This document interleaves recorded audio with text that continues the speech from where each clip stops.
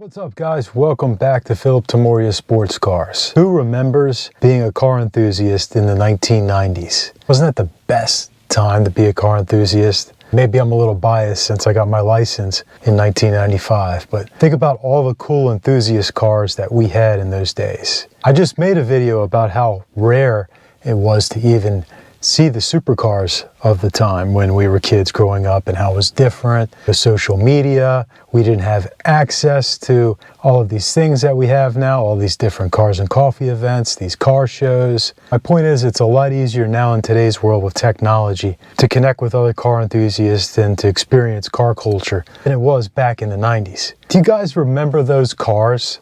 Those cars that got us hooked back in the old days, in the 1900s, as the kids say. Had the pony cars. Many of us liked pony cars or had pony cars, your Mustangs, Camaros, and Firebirds. The third gen Firebirds and Camaros were coming to an end, and the fourth generation cars were coming in. And with the Mustang, the Fox body was coming to an end in 93, and then the SN95, I believe it was coming. The 5.0 went away. I know a lot of people were upset about that when they brought the 4.6 in. Back to the Camaro and the Firebird, you had the LT1s coming in, and later the LS cars, which people still love the LS cars. It's a great platform, great sounding engine too, just like the Fox body. Amazing. Cool stuff. Your C4 Corvette went away, the C5 came in, again the LS engine. If we're talking American cars, we can't forget the Dodge Viper. I mean, come on, the Viper in the 90s?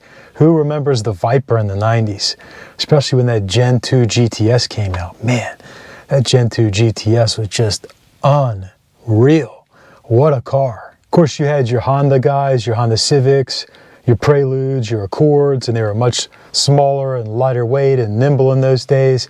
And this was pre-Fast and the Furious, before the Fast and the Furious. We got our information from Sport Compact Car. We had to wait for the magazines to come in. Sport Compact Car, Hot Rod Magazine, Motor Trend, Car and Driver. Those are the days, man. Running to the mailbox to get that issue, to see your favorite cars. Oh man, I remember that, man. I remember that. We didn't have nearly as many luxury cars in those days. BMW 3 Series was like the German car back then, and the M3 was the car. The M3 was just such an awesome machine in those days. Still a cool car, but back then it was just the M3 and then there was everything else. Of course, you had your Porsche 911s, you had your 964 that was coming to an end in the mid-90s, and the 993 coming in, the last of the air-cooled cars, which many people believe is the best looking Porsche of all time. What do you guys think? Comment below. What's the best looking 911? Do you think it's the 993? Are you more of a 964? Do you like even older than that, or do you like the new stuff? I like them all, man. I can't make up my mind. I like them all. And right now, unfortunately, the majority of them, except for maybe a 996, are out of my budget. And yeah, I have been tempted to get a 996, to sell the Z. I could sell the Z and get a 996. I could probably still get the 996 and keep the Z, but I don't know that I want to have 3 cars right now. I think that would be a little much. Anyway, another video. But what do you guys think? Should I sell my Z? It's still under 30,000 miles. It's in great shape. And get a 996. Moving on to the exotics. Everything was gated in those days. Well, actually, I take that back. In the mid-90s, Ferrari brought in the Formula One F1 style gearbox. And that was a new thing back then. But for the most part, everything was still gated. You had the Ferrari F355. Oh man, the Ferrari I fell in love with. That's still a dream car of mine. I just wish it didn't have $10,000 belt services or whatever they are. It's just crazy to think about, right? The 550 Maranello, gated V12, and of course the Ferrari F50. Man, love the F50. Such an underrated supercar.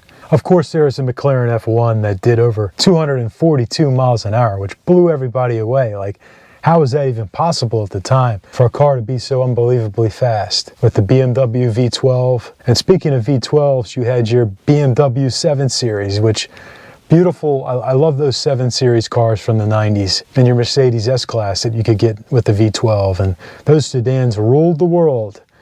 They ruled the world before these luxury SUVs and luxury trucks came about that we have today. We didn't have any of that stuff. All of these crazy trucks out there, think about how many crazy pickup trucks there are.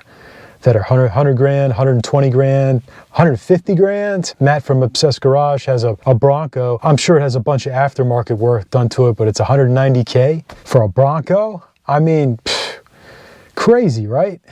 Crazy. Lowrider culture was huge in those days. Remember the wire wheels, those little Dayton wire wheels, 13-inch or 12-inch wheels, whatever they would put on those cars? That was a big deal back then. The hydraulics wasn't really my thing, but I definitely remember it, and I definitely remember seeing it. That's for sure, a lowrider culture. Long before the Stance and even before the Fast and the Furious boy racer stuff. What are some of the things that you guys miss about the 90s, and what are some of the things that you think were bad? Like, what types of things in car culture do you think were bad in the 90s? Is there a certain style that you didn't like? A certain thing that people were doing to their cars that you couldn't stand? Comment below. Let me know in the comments. We also have to talk about the late 90s. Remember spinners came in, those spinner wheels, and big wheels came in. And kids, when I say big, I mean 20-inch wheels, because in those days, a 20-inch wheel was gigantic. Sports cars in the mid to late 90s had anywhere from 16-inch wheels to 18-inch wheels. So a 20-inch wheel was gigantic. It was unheard of.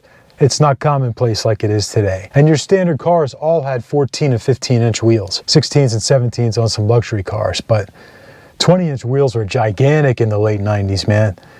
I want to say Ferrari F50 18-inch wheels, McLaren F1 17-inch wheels, 911 Turbo 18-inch wheels. The Corvette ZR1 had 17-inch wheels. Viper had 17s and then 18-inch wheels. So yeah, not like it is today with everything has 20 and 1-inch wheels. Base model sports cars have 18s and 19s now. Hell, the Civic Type R has 20s.